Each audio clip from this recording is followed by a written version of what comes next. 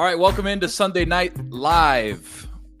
Another great week of NFL in the books. There's a lot to talk about. We have a lot of guests. We have a lot of friends coming through Sunday Night Live.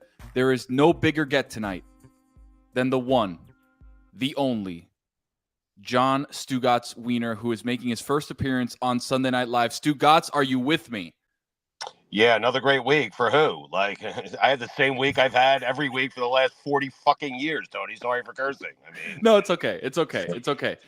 Can you walk us through the situation of Aaron Rodgers with the ball, 22 seconds left, and you're thinking what?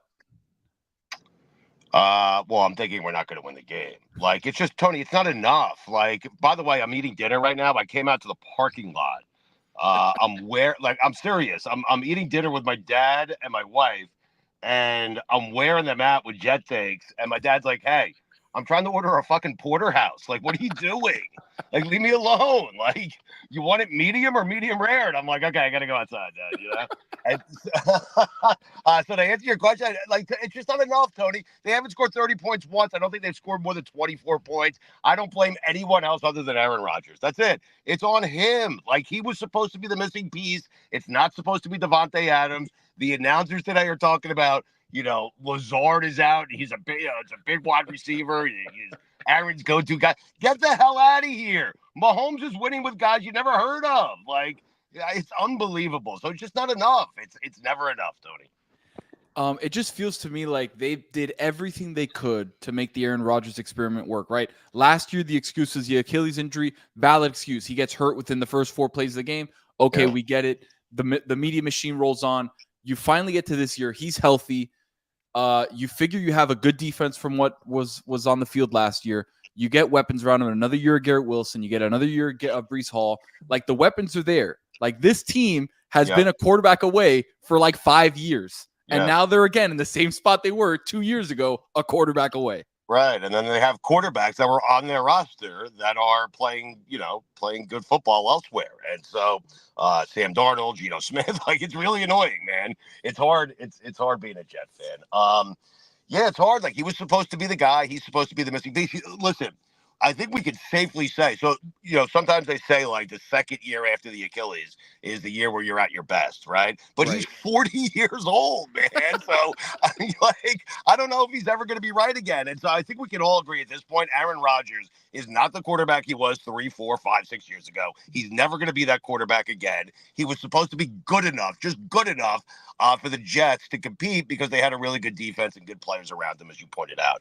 But he's not even very good anymore, Tony. He's a below average quarterback in the NFL. They haven't put up 30 points once, Tony. Not once this year. Stu, I have to break in with some breaking news. I can't believe this. Jaden Daniels just threw a 52-yard touchdown to Noah Brown. Game over. Commies come from behind after being down 15-12 with 22 seconds left. Oh, my God. Oh, my God. The Commanders won the draft. I mean. Oh, my God. That's it, right? I can't believe this. Right. They just threw a Hail Mary. What Aaron Rodgers, the same exact situation that Aaron Rodgers had. Right. And Jaden Daniels was able to do it with guys like Noah Brown and Terry McLaurin, who's really good. But again, a more lackluster group of receivers. Yeah. Are they 6-2 now? The Commanders? They are 6-2. So that's why my texts are buzzing around, like Whittingham and Chris Cody and all these guys, like, because we're in this pick'em league, and those those guys have the Commanders, so they're very happy. They're freaking at me, and me and Mike Ryan are upset.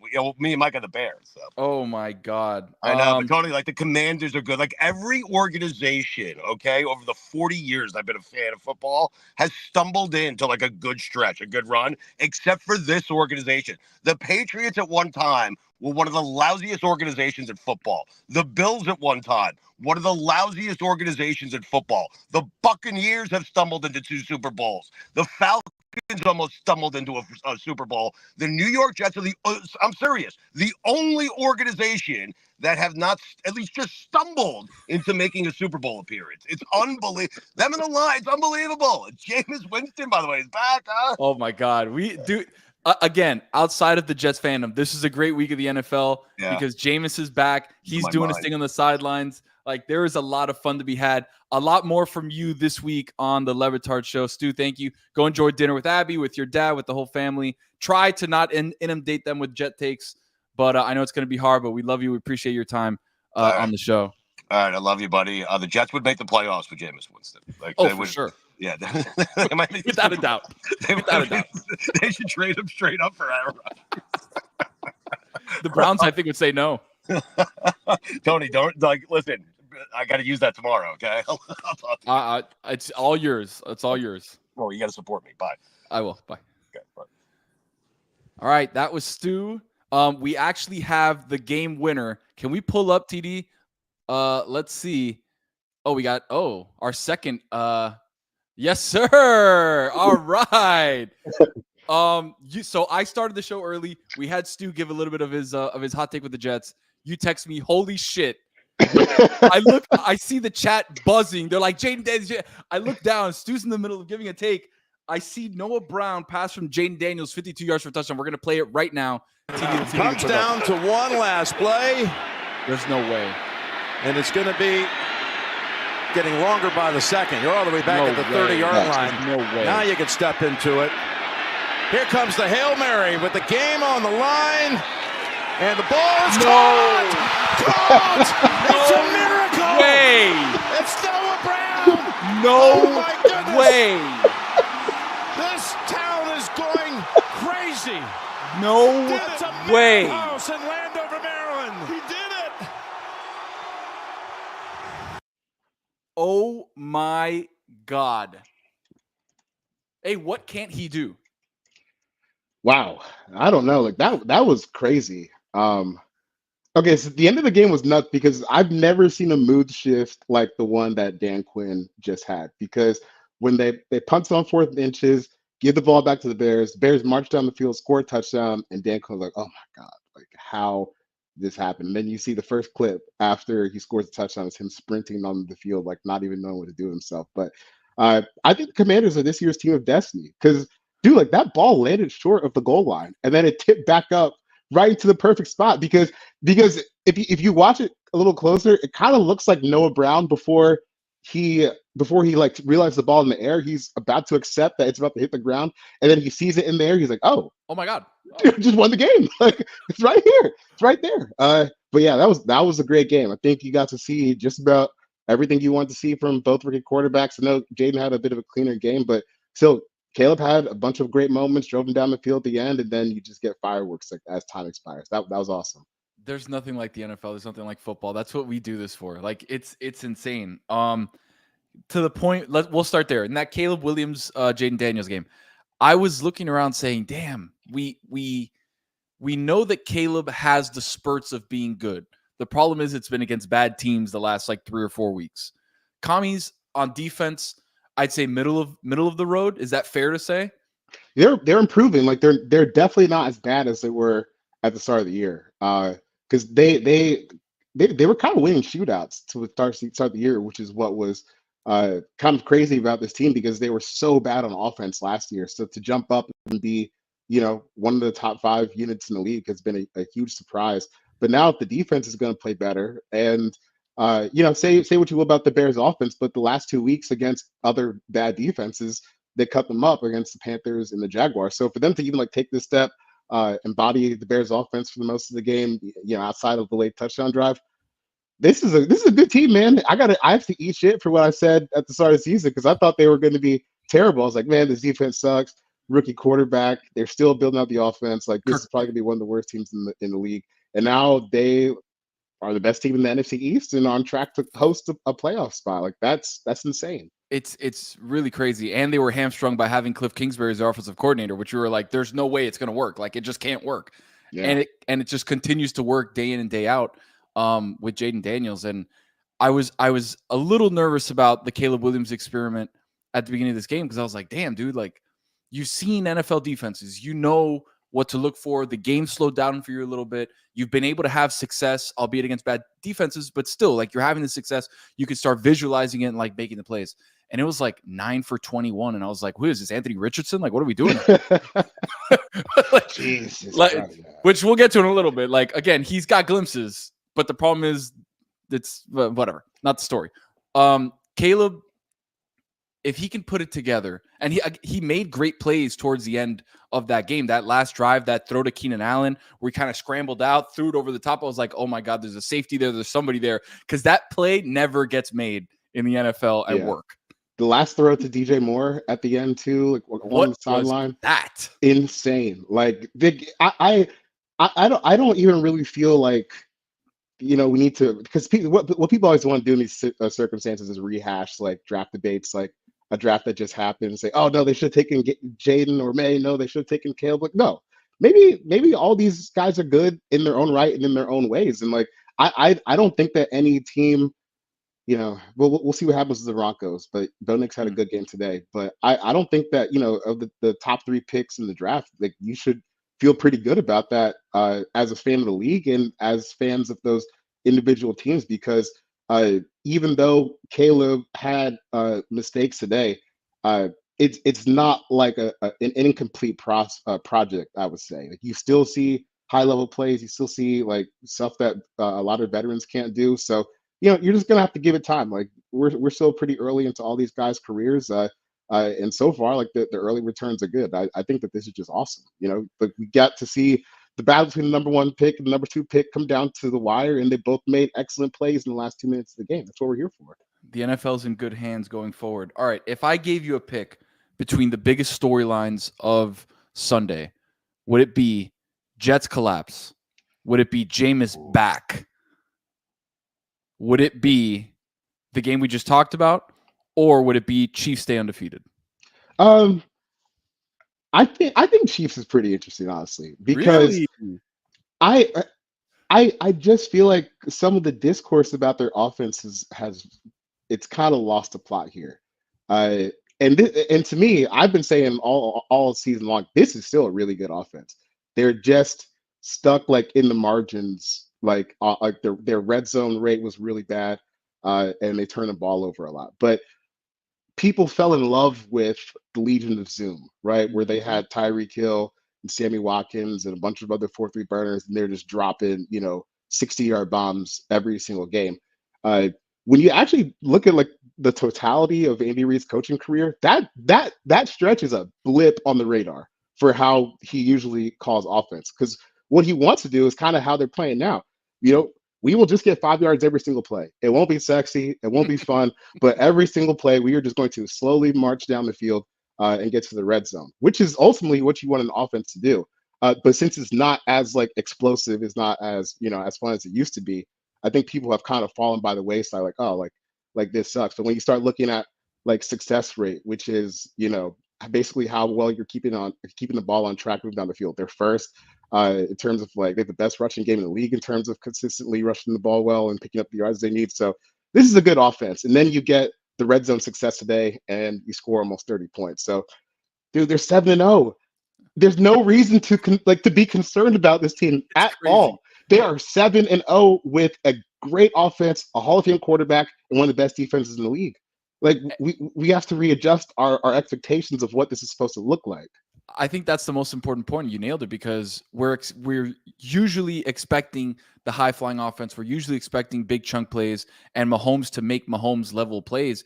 It's just he's making them differently now, right? It's not I'm going to extend the play like Jaden Daniels we just saw, extend the play, be in the pocket for 10 seconds, then find Tyreek Hill or Mecole Hardman or whoever you want in the back of the end zone for 65 yards. It's like, oh, I'm going to be in the pocket, but then I'm going to get out, and then I'm going to get that 5-yard first down on a 3rd and 5 that we really need to move the ball down the field. And it's like, it's just shifting from the bar was just so high. Right. He said, like, it's like playing a video game, dude. Yes. Yeah. It was just set so high, dude, that now normal, amazing plays do not look amazing to us because we're like, meh. He used to do that and throw it for 60 yards. Like, whatever. Yeah. But what he's showing is that he can play literally any style of offense that is asked of him, which I think is equally as impressive. Even though I prefer to watch Tyreek Hill score 50-yard touchdowns with the Chiefs, but I mean, there's a level of brutality to this approach that is also really fun to watch. So yeah, I like they should still be considered the number 1 contender. And I just think that people should be banned about, be concerned about this team until they show you should be concerned about them. Because if this is the floor, like, we're moving the ball, but we're not scoring in the red zone the way we like, but we're still 7-0. Like, you should be terrified for what this team looks like in January. Terrified.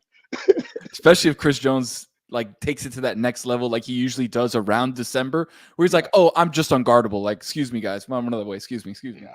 Like that defensive line is scary. I think all three levels they're pretty good. Yeah. I think corners they need to get a little bit better at. I think that's probably their weakest part on defense. But it felt like they were built on a house of cards. But then week in and week out, they continue to show no foundation's still pretty good. We still got our guys rocking back here. Like we'll be all right. Yeah. It was a good game. I had to get that Chiefs rant off my chest because I've been like, dude, come on. It's important. Like they have been so close, like this close to being like a top 3 offense this year. And now the Raiders suck, but we'll see if this is like them turning the page towards them like being the offense that we're getting 10-minute possessions and we're scoring a touchdown on is what they're trying to do. Speaking of a top 3 offense, I'd probably say number 1 offense right now in the league. Lions stomp the Titans. Is it a far gone conclusion that Ben Johnson is the best offensive coordinator in the league?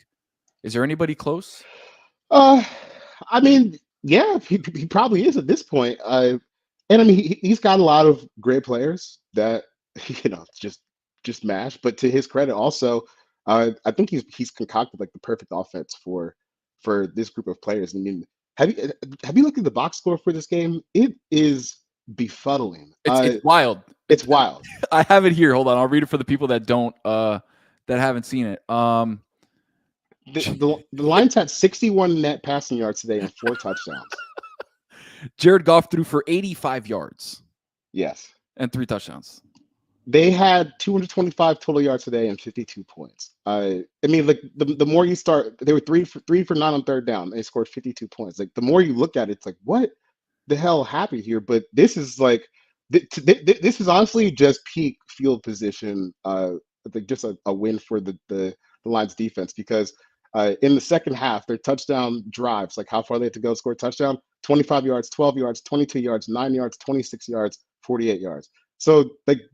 They barely had to go anywhere to actually score touchdowns. They were just in Titans zone the entire day. Right. Like you're starting every drive basically in the red zone, which is, that's probably how you end up throwing 85 yards, 3 touchdowns. There's nowhere else to throw the ball except into the end zone. So when you start thinking about, I don't care what caliber of team you're going against, like getting blowouts to this level in the NFL is goddamn hard, man. Mm-hmm. So when you have a 42-29, a 47-9, a 52-14 under your belt.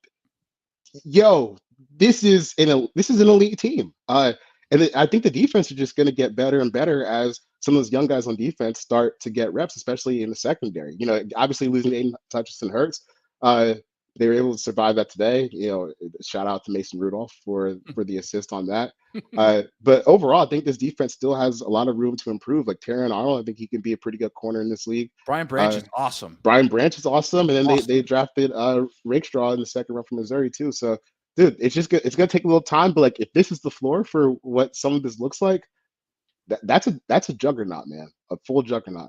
They're favorites in the NFC, right? If they started today, if the playoffs started today, you'd handicap Lions into the Super Bowl.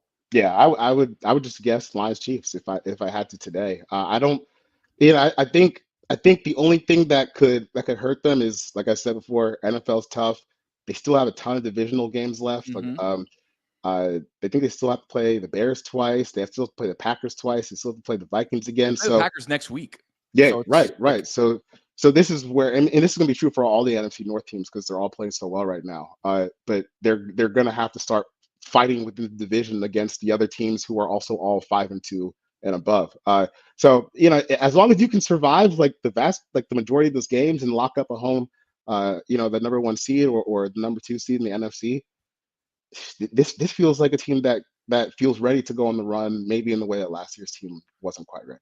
And they were right there too, which is the scary part. They were a couple plays away from making it to a Super Bowl. And it's like, this year's team might actually be better with some of their guys actually being hurt and not being able to play.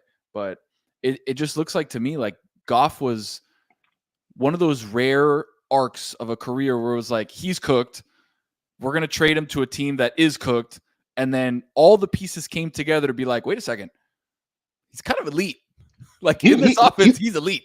He's playing well. And to be fair, like I think what the Lions have done is, so when McVay got to LA after like the terrible Jeff Fisher year that they had, where Goff just looked dead in the water. What McVay learned is that, oh wait, like this guy is great at play action, which takes some pieces around you to be like a great offense. But when you can consistently turn your back to the defense and just rip a 25-yard dig as like kind of an escape button, that's really tough to defend. And you have to defend. You have to take, obviously, the Lions' ability to run the ball credibly, because they have the best offensive line in the sport and one of the best running back duos. So this is all perfectly set up for Jared's strengths to be like the driving force of the passing game, instead of some of the other stuff where McVay wanted to ditch him for Stafford. He's not a great quick game guy. He's not always a great just drop back from shotgun or drop back from under center guy. But in this offense, they have pulled out the best of Jared Goff. And like, this is an offense that can obviously win the Super Bowl. And I think that it's actually really cool that big trade between the Rams and the Lions worked out for everyone involved. For everybody. That's a great still trade. balling. Like Thursday night, you saw prime Stafford. Like he was making plays where you were like, ooh, he still got it. Yeah. Dude, that game was funny as hell, because it was funny that the Cooper Kupp rumors died right after that game. Literally right after. Because to me, that kind of felt like Sean and Les, maybe they were going through it a little bit, and they got a hit of what the old Rams used to feel like, and like, whoa, game's all back together. Let's go. we are still moving. Puka did what? Oh, excellent. And all the news after Puka was like, he hasn't done anything full speed in months. Like, he may just be out there like Whittington was last week, where he was just a ghost. He was not playing. He's going to play that kind of similar role. 7 for 106 on your head, looking like absolutely normal Puka Nacua, like you've been playing all season. So it's like the Rams still have something. They do. The Jets don't have anything, though. I'm glad you brought that up, because we gotta laugh at this. It's insane. It's insane. Like, you figure at the beginning of the year, I think everybody had a tinge of optimism. Like, okay, maybe if he's healthy, it can work, because we've seen him be good. I know he's been on a down slope the last couple of years. He won an MVP, back-to-back MVPs a couple of years ago. Like, it wasn't that far along. But what we've seen now, losing to a team that is in absolute disarray, losing to a rookie QB that gets hurt, then they bring in Jacoby Brissett, and you look like that against a defense that's good. We'll give it to him. Like, Jerome Mail puts out a tough defense, but they're not a good team. Like, that's a bad team that you lost to. Very, very bad. And even the Patriots defense, I still think Gerard's a great defensive coach, but you lose Bentley before the season. Barmore has his the heart murmur that he was dealing with. So that's 2 humongous losses for a rebuilding team, which to me is the biggest reason why they've had some defensive struggles. But in this game, dude, how the funny part of the Jets season is inexcusable. Dude, okay, so the last 2 weeks you add Devontae Adams and Hassan Reddick, and you go 0-2.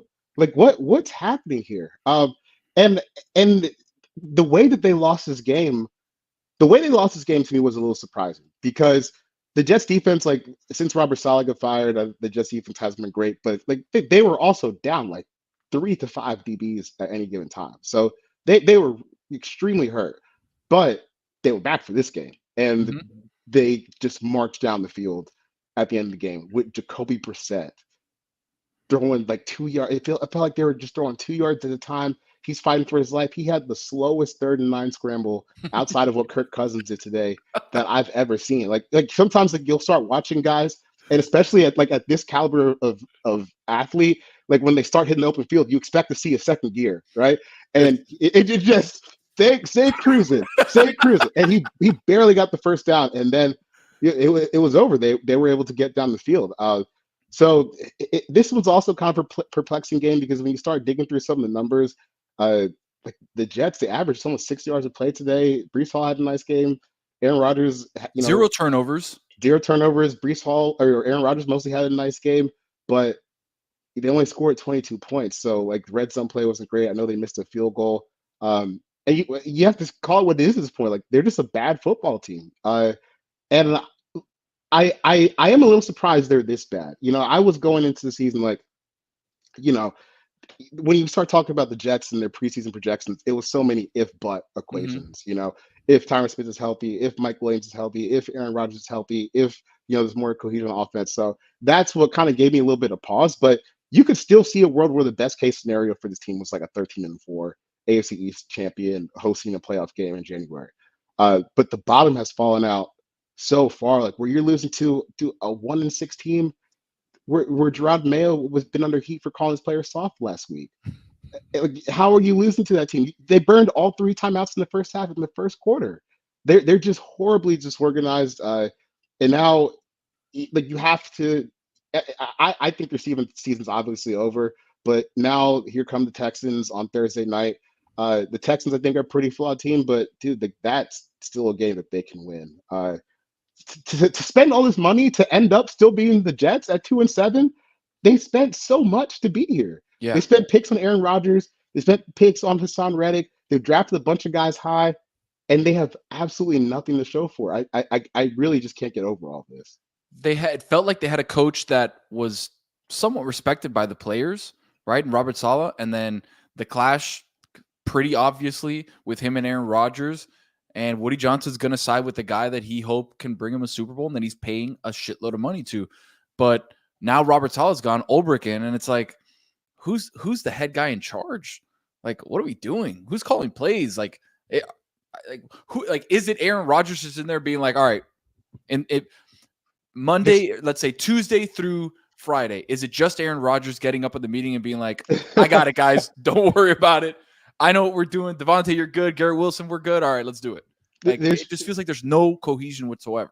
He's got too much influence over everything what goes on there for sure. Like way too much influence. But dude, like I think when you're at this level, it's just everything sucks. And it's just the one thing that I keep getting stuck with on the Jets is like, you would think some of them, like the procedural stuff, would be a little bit better, like not having to call 3 timeouts, because that's why you get a quarterback who's been playing in the NFL for 20 years, and you're still sloppy as hell on offense. But now with Rodgers, I still think he's a good quarterback from the pocket. But what made him like one of the GOATs or the GOAT to some people was the electric stuff that he could do outside the pocket, and all of that's gone. So you're a stationary team that doesn't really have a whole lot by the way of like being able to create second plays during a play, whether through scrambles or really just overall quarterback athleticism. So you're just kind of stuck in the mud, and now 2-6, it's probably done. But the thing is, the AFC East is so bad, and the bottom of the AFC is so bad that you can maybe convince yourself that you could go on a run, but starts Thursday. Starts Thursday. Yeah, quick turnaround. Here comes CJ Stroud and Will Anderson, Danielle Hunter. Against a good team, I'm a little worried. I've seen some stuff online that Stephon Diggs injury may be a little bit worse than anticipated. Non-contact, like that's a big loss for them, because Nico Collins to me is one of the best wide receivers in the NFL, bar none. Like when he's healthy, he's alpha number 1. Like he's excellent. But Diggs was that good too. And Tank Dell, like for as electric as he was last season, this year he's taken, it feels like a big step back. I don't know if it's because the offense has changed a little bit with the dynamic of like having somebody else there that in that Diggs role, like maybe he's now moved one peg over and it's like, all right, now we're going to see the real Tank Dell. I think Mixon's been awesome too. Yeah. Mixon's been really good. Like he's been running tough as shit. I know he got hurt with the hip drop tackle, but like every week is 100 yards and a touchdown, and he's running tough. Yeah, outside of Mixon though, I would say CJ Stroud's kind of playing on all Madden with the sliders turned up like this, and even with that, he's still putting together like really productive football for the most part. But like the Texans' offensive line has been one of the worst in the league in terms of run blocking and pass blocking. And even then, they're still able to have a productive passing offense. You see Nico Collins go down, still have a productive passing game for the most part. We'll see what happens with this Diggs injury, because now you're like, well, we're really chopping off a lot of pieces here. But it's starting to look like as long as Stroud's under center, like you for real have a chance, which is not something that a lot of teams can say. It's not something that every team can say. But he has kind of reached a level where he's so good that you can survive having one of the worst offensive lines in the league. And shout out to Joe Mixon, because I think he's doing a great job in his own right. giving them some balance, because in the first like 5 weeks of the season, it was quite literally one of the worst rushing games the NFL had ever seen, and they were still winning games. So yeah, I think CJ Stroud deserves some MVP love, and if he can close the Jets season out on Thursday, that would be one hell of a storyline. The people's champ, the people's MVP. The people's MVP. On the other side of that game today, we had the sweep for the Texans over the Colts today, 23-20. Anthony Richardson continues to be, I feel bad for Colts fans because he continues to be one of the most frustrating players, I think, in the NFL, where the talent is so obvious and the arm skill and the running ability is so obvious that it jumps off the screen, but then you see 10 for 27 and it's like, when will this guy figure it out? I don't know, man. I feel like we're a broken record with this. No, we are. I mean, I'm still not fully out. I think honestly he just needs to play more football games. At the end of the day, like, this is a guy. It's just a reps thing. No, it's not just a reps thing. But in order for him to actualize the best version of himself, like, you can't go and sit him. Like, he's played so little football throughout the course of his career. Back to Florida. We really only started one season, then he got hurt early last year. I think at this point he just needs to play to figure it out. So look, you might have to eat some really bad performances, and I can add context to some of the passing numbers by in the first half where they're throwing the ball away because they can't block on anybody up front. But hey, dude, 10 for 32 with 5 sacks, like that's 10 for 37 on your intended dropbacks for the day. That is just not going to cut it. It's not going to cut it. And then you see him throw the 70-yard ball to Josh Downs. I know he's wide open, there he is. But still, like, that's what you're clinging to. Where I think at one point he was like 2 for 15 for like 82 yards and a pick. And a pick, right? Like we're kind of hitting the far reaches of what his play can be like on the bad end. But man, I think you at least just gotta stick it out through the rest of the season and see where you're at. If he's still having these, 11 for 30s, 15 for 37 type of games by December, maybe you should probably talk about what's next, because it's not that he can't get better, but it's how much time are we going to spend on him getting better, which is the real question that fans never really talk about when they're talking about their star quarterbacks. Alex Smith, back with the 49ers, he got 5 years to just muddle around and be awful before he got good in year 6 when Harbaugh came. Right, man, I'm not trying to sit around for 5 years. Nobody has 5 years of 10 for 25 years. I can guarantee it. Yeah, this is a different time than that. So he's gonna have to get better in a hurry, quick. But man, I some of these plays are so tantalizing. I can't fully get off the train yet. I've got my bags packed. I've got one foot out the door, but I'm still holding on my ticket a little. You're bit. looking back like, train's moving a little quicker than I thought. How about a guy who just stays ready no matter when his number is called, no matter what number he's wearing, no matter where he is, and he's always ready to eat W's? Jameis Winston off the bench today, getting his first start in the orange and brown, and does that to a Ravens team that looked to be one of the better teams in the league, if not the best team in the league. And I don't know if it's the sun shadows that had a lot of people confused. Defensively, Kyle Hamilton drops a pick that would have iced the game. Rashad Bateman has one fly off his face mask. Like that last play where we thought Lamar was going to do what Jaden Daniels did. He sails a ball and then 4 people are looking up into the sky. The ball's flying right by them. Like, did you feel like this was a game that the Browns were like in it? Not always, but they won the game. So the Ravens, they do this a few times every season. Like Gardner Minshew's owned them the past 2 seasons. Like they just have some of these bizarre losses. Like last year, the one that sticks out to me is last year they go to Pittsburgh. And to me, it was one of the best games I've ever seen Lamar have throwing the ball, and they dropped like 3 or 4 touchdowns. And they ended up losing because you get into a one-play situation at the end of the game. TJ Watt ices it for you. And that's where they have these games where they lose. Today, I thought was actually pretty concerning for the Ravens defense because I've been kind of waiting for it to turn around like it did under Mike McDonald at some point, but it just hasn't. The Kyle Hamilton pick was obviously just terrible, but there's no reason to get torched guy wide open 50 yards down the field in the next play. That to me, that's just, it keeps happening for them. So that's an indicative of a defense that is either not communicating well or just not meshing well with the new defensive coach Zach Orr. I still think if they can get healthy, because they were missing a bunch of guys in the secondary today. If they can get healthy, I still believe in the defensive talent to kind of get it together at some point. And even when Mike McDonald first got there, we saw this playbook happen with the Ravens where they just sucked when he first got there.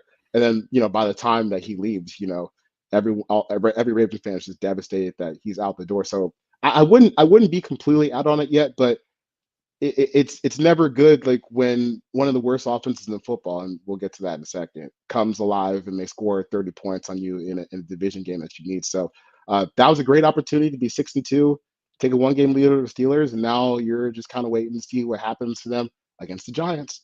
Against the Giants on Monday night, which they're probably going to win, and then you're a game back in the division, even though Lamar is having an absolutely batshit insane year. So I think the Ravens, they're good for one of these every year. I still think they're the best team in that division. But as far as the Browns, confirmed what we already knew. Yeah. It's over. It is over. It was, and it's not even the Achilles injury. Like that was just now the excuse now to like really like hit the guillotine, because it feels like when a guy who hasn't played football at a starter level in a couple of years, and 4 years, in 4 years, and all of a sudden he walks in and puts 30 points up when you haven't been able to put 30 points up in 2 seasons as the starting quarterback for this franchise, and you've looked miserable, and they were the worst team on third down by a long shot in the NFL, and then Jameis comes in without Amari Cooper, with the ghost of Jerry Jeudy, with Cedric Tillman, who I like, by the way. I like Cedric Tillman. I think he's a good player. With the scraps and what's left of Frankenstein Nick Chubb, and then he was able to do that when you've had better and did worse. Like, it's over. It feels like we've seen the last of Deshaun Watson in the NFL forever. Yeah, well, I mean, the tough thing is they still owe him so much damn money. I know. Like even next year, you start looking through like what it'll cost to cut him or trade him. Like your best option is like a post June 1st trade, but the only way someone's going to take him on, right? The only way someone's going to take him on is if they do what they did when they received Brock Osweiler from the Texans. We'll probably have to send a 1st-round pick and a 2nd-round pick along with Deshaun Watson to a rebuilding team to get them to take on this contract. That's still a real concern about what they do with him on the roster, because he's still owed so much money next year. Cutting him out of the equation at any point in time, because the cap ramifications would be so crazy. Maybe they could just Osweiler him after the season, but I think there's a real situation where he's the backup quarterback on this team next year, making all that money. But it's kind of time for whatever Watson stands or defenders are still out there to face the facts that we already knew. Kevin Stefanski's a 2-time coach of the year. Mm-hmm. Jacoby Brissett had the best football of his career in those 11 games before Deshaun Watson was able to come back from suspension. Joe Flacco revived his career last year in Cleveland with Kevin Stefanski. And now Jameis has thrown for 340 yards and 4 touchdowns in his first game with Stefanski. And I saw a stat today was, of the 7 combined starts that Jameis Winston and Flacco have had as Browns quarterbacks, they've thrown for 300 yards in 6 of them. So, dude, you have a great coach. This is how bad he was. Jacoby Brissett and Joe Flacco and Jameis Winston are popping off in this offense. Dude, you're terrible. It's impossible to be this bad. So, yeah, it's over. But it's over for him playing. But as far as him being on the roster, he could be a $55 billion backup next year. Like, that is totally on the table. It's so obvious when you put out those numbers and those stats, and Stefanski's a good play caller and a good coach, and it's obvious. I feel like poor Stefanski's walking into the management like, what do you want me to do? You guys gave me this guy who sucks. He's a bum. I can do it with literally anybody. If you get me anybody else, I can do it with anybody. You go out there and play, put on a jersey, and I'll have you throw for 304 touchdowns. But it's like, damn, when you're saddled with that heavy of baggage, it's like, how do you? It's going to be really interesting to watch in the next season or so when he rehabs and says he's back. Is everybody going to be like, you know what? You should take a little bit more extra time, really rehab that thing, and we'll see what happens later on in the season. Bengals, Eagles. Eagles back on track. Yeah, Eagles back on track. Bengals, unfortunately, just not a very good football team this year. It is what it is. I mean, they got absolutely dumped on defense. Jalen Hurts had a great day. Saquon Barkley had another monster day. Devonta Smith had a ridiculous catch in the end zone. Over the shoulder was crazy. Yeah, I actually thought Joe Burrow played fairly well today, but dude, their defense stinks. And this is the year that Bengals fans have kind of been saying would never happen, where you keep starting off 0-2, you keep starting off 1-3. We'll be fine. We'll be fine. Dude, it is so tough to just dig yourself out of that hole every single year. Like as we saw with the Dolphins today. You're if you can get to 3-5 in the AFC East, or 3-4, excuse me, because they were coming off a bye. If you can get to 3-4 in the AFC East, man, that's not a bad spot to be in this year. But 2-5, okay. Now we got to play perfect the rest of the way. Shit, we're 2-5. Why would anyone expect that? So right. The Bengals, I think they still have so much firepower and offense that I still think a wild card's on the table for them. But wow, it's just falling apart way too fast, especially in defense. And Burrow's playing so well. Like you look at his counting stats and you're like, damn, Joe Burrow's having a great season, right? I think he threw a pick today from that insane bad ball to Gardner Johnson, I think, who picked it off. It was like, if it weren't for that interception, like you look at his numbers, you're like, dude, Burrow's having a great year. The Bengals are primed and ready to take off offensively. And then that defense is just letting touchdowns up to anybody who walks on the field. Eagles haven't been playing great offense, and that's almost the remedy is like, go play Cincinnati, get your offense back, get your mojo back, and like keep going. Because Hurts 3 touchdowns on the ground, 1 touchdown to Devonta Smith. Barkley, who's having a career renaissance, which we kind of figured like with that behind that offensive line, even though it hasn't been that good, right? Like to Eagles standards, he's just been a monster. So it's like, it's good to see that, because I know that there was so much more that he could have been, I feel like, and then the Giants just like took his soul for a little bit. Yeah. And those stories always make you feel good. Like, all right, still got it. Yeah. There we go. There's my boy. Still got it. Speaking of still got it, we walk into your trap and we take your trap. Yeah, we do. Except not on the. Oh wait, you know what? That made me think of my Memphis dynasty team. My quarterback, David Trapp, the Trap House. But shout out to the Tigers. Yeah, shout out to the Tiger Cubs. Another 8-4 season. We'll be back in season. We're fighting. But Kirk Cousins, Falcons, we're scoring points again. This team is literally all that I've been asking for. It's literally all that I've been asking for, because when you see something like not just 28-3, but the year after that, remember the Nick Foles Super Bowl run? The only team that played that offense well was the Falcons, and on the final play of the game, Julio lost the ball in the lights, and they couldn't come down for the touchdown. That shit broke the fan base, like for real, broke it.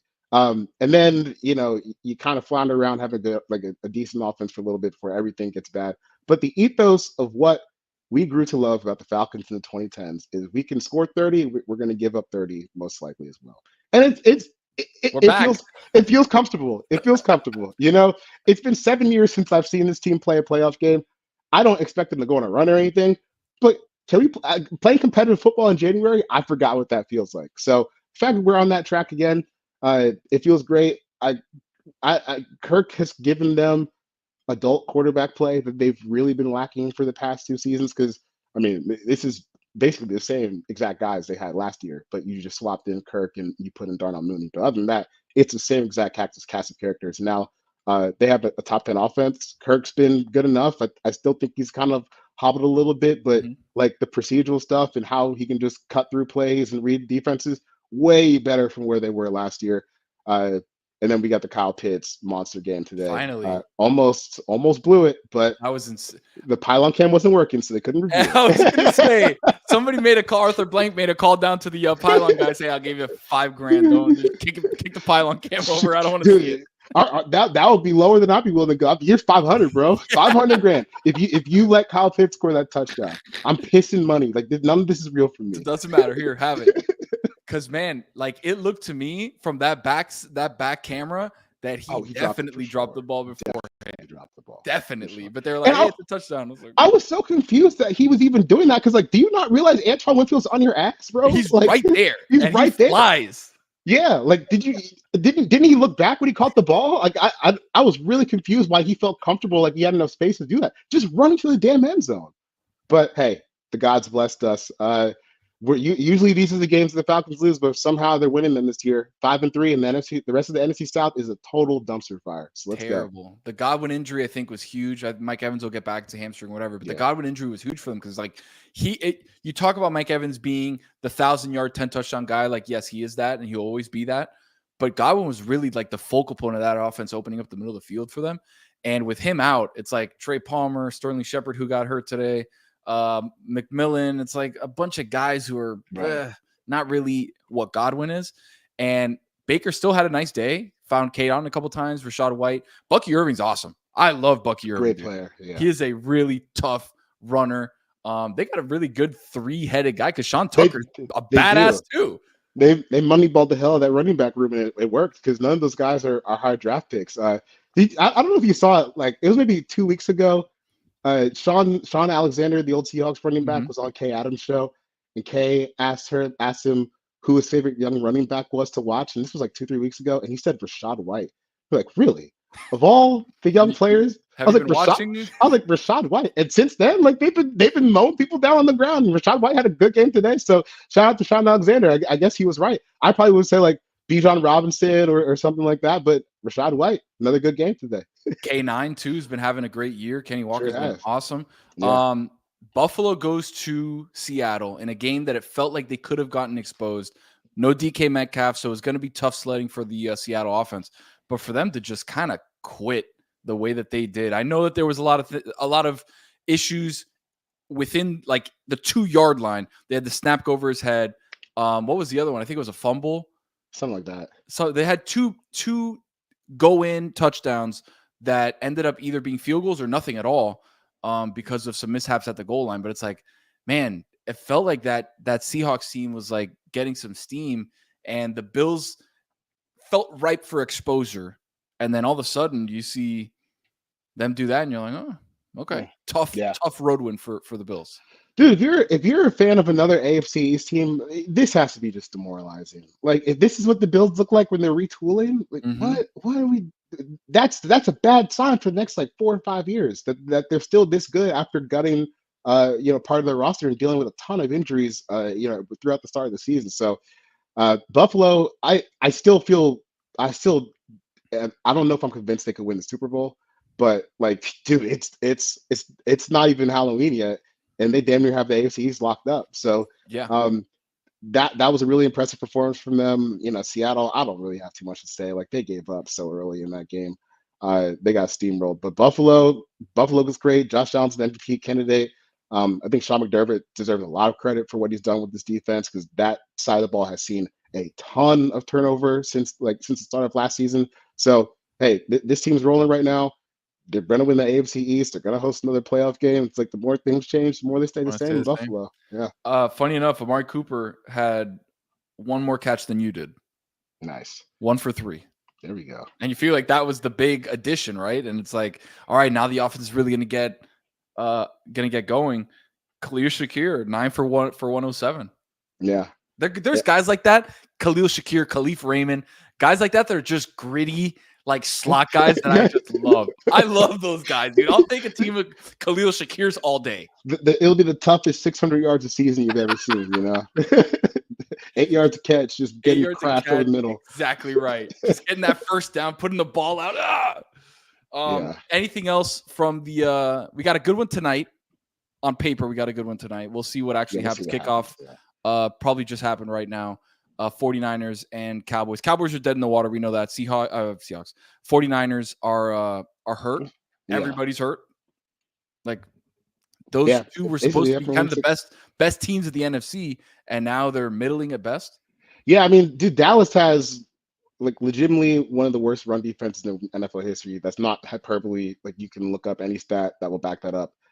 They just get moved off the ball repeatedly. And that makes it really hard to win games, because at the core of if you asked every single football coach in America how they would love to win every single game, it's handing the ball off, getting 6 yards every play, milking the clock, and going home like 28-7. And that's what every game kind of becomes against Dallas, except they're also giving up explosive runs too. So I know the 49ers are banged up, but I'm never going to doubt Kyle Shanahan's ability to run the ball on a bad defense. So I still think tonight's pretty tough for them. And, then you're talking about what, 3-4, which is not like horrible, but we've watched them play, right? We know that this team is not anywhere close to contending for a Super Bowl. So sucks. Lost year, they've been banged up, but still bad. I don't know. Yeah, it's still bad. Exactly. You're still bad. So cope. And there's a lot of money being spent on Dak being a okay quarterback and CD being as good as Dak is going to be.